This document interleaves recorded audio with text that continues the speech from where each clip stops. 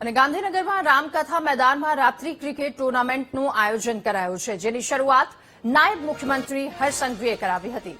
ક્રિકેટની સાથે volleyball, kabaddi, રસ્સાખેંચ, carrom સહિતની 9 રમતોનું પણ આયોજન કરાયું છે, જેમાં 5147થી વધારે ખેલાડીઓએ ભાગ લીધો છે।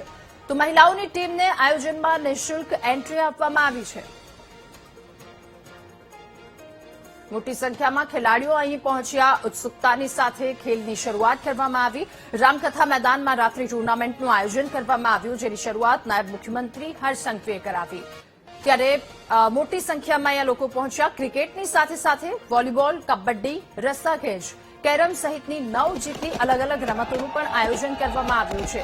એક ઉત્સાહની સાથે અહીંયા ખેલાડીઓએ ભાગ લીધો, જેમાં 5147થી વધારે ખેલાડીઓએ ભાગ લીધો હતો। તો મહિલાઓની ટીમ પણ આમાં રમશે। તો આ ટીમને નિઃશુલ્ક એન્ટ્રી આપવામાં આવી છે।